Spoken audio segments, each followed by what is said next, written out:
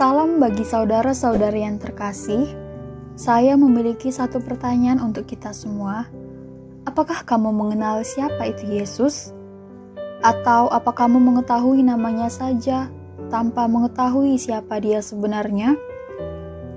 Untuk itulah hari ini saya akan mengenalkan siapa itu Yesus kepada saudara-saudari sekalian. Pernahkah saudara mendengar istilah Yesus sebagai Kristus, atau Yesus adalah Juru Selamat, atau Yesus adalah anak Allah ataupun sebagai anak manusia? Mengapa ada banyak sekali istilah untuk menyebutkan nama Yesus, dan apakah perbedaan dari istilah-istilah tersebut? Nah, hari ini kita akan belajar mengenai beberapa istilah ataupun gelar-gelar Yesus. Sebelum kita belajar mengenai beberapa gelar tersebut, terlebih dahulu kita harus tahu siapa itu Yesus. Nama Yesus kerap sekali diidentikan dengan figur kekristenan.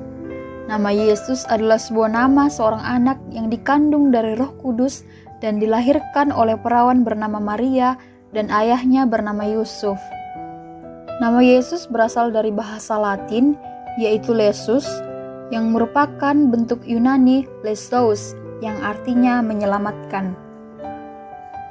Selain istilah Yesus, dia juga kerap dikenal sebagai Kristus, sebagai anak manusia, sebagai Tuhan, Juru Selamat, sebagai anak Allah, dan beberapa istilah lainnya.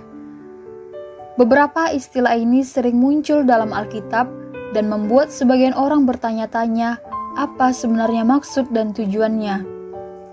Gelar bukan hanya sekedar untuk membedakan orang yang satu dengan yang lainnya, namun gelar menunjukkan kepada orang lain bagaimana hakikat pemilik gelar itu. Demikian juga dengan gelar Tuhan Yesus Kristus. Tiap-tiap namanya menggambarkan hakikat ataupun pekerjaannya. Lalu, apakah perbedaan dari beberapa gelar-gelar Yesus tersebut?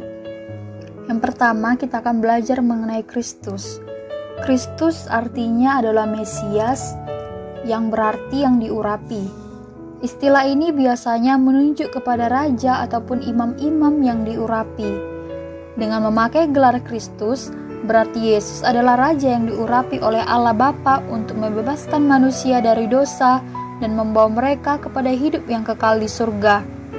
Istilah Kristus juga lebih sering dipakai dalam Alkitab, khususnya dalam Perjanjian Baru. Yang kedua adalah anak manusia. Gelar ini menunjuk kepada tokoh surgawi yang akan datang di akhir zaman untuk menghakimi dunia dan menyelamatkan orang benar. Selain itu, istilah anak manusia menunjukkan bahwa Yesus pernah menjadi manusia dan benar-benar manusia melalui kelahiran, kehidupan, dan kematiannya. Yang ketiga adalah Tuhan. Istilah Tuhan berasal dari bahasa Yunani yaitu Kyrios. Tuhan adalah sebagai terjemahan gelar penghormatan yang dinaikkan oleh manusia kepada Allah. Yesus diberi gelar Tuhan karena ia adalah penyelamat umatnya. Selain itu, istilah Tuhan juga memiliki makna penguasa langit dan bumi.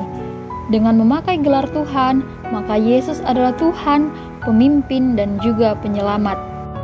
Yang keempat adalah Juru Selamat. Istilah Yesus sebagai Juru Selamat berarti bahwa Yesus adalah penyelamat dan melepaskan manusia dari dosa. Yesus adalah Juru Selamat dan ia mendatangkan keselamatan karena ia adalah keselamatan itu sendiri. Kemudian yang kelima adalah anak Allah. Istilah anak Allah yang diterapkan kepada Yesus menggambarkan bahwa dia adalah ahli waris dan juga wakil Allah. Kuasa Allah juga begitu nyata dalam diri Yesus yang mampu memiliki wewenang Allah, seperti mengusir setan, membuat mujizat-mujizat, dan menyembuhkan orang sakit. Istilah ini juga menunjukkan bahwa Yesus adalah putra Allah yang sama dengan Bapanya. Wah, ada banyak sekali ya gelar-gelar Yesus. Biasanya kalau kita mendengar ada banyak gelar yang dimiliki seseorang, kita menganggap bahwa dia adalah orang yang hebat. Lalu bagaimana pendapat saudara-saudari mengenai beberapa gelar Yesus tersebut? Dari beberapa istilah di atas, maka kita dapat pelajari siapa Yesus itu. Melalui penjelasan tersebut, Yesus adalah Allah pencipta langit dan bumi dan sekaligus adalah manusia. Yesus lahir ke dalam dunia sebagai penyelamat umat manusia dan membebaskan manusia dari dosa serta membawa mereka kepada hidup yang kekal. Kuasa Tuhan sangat besar karena Dia adalah Tuhan yang berkuasa atas seluruh ciptaan.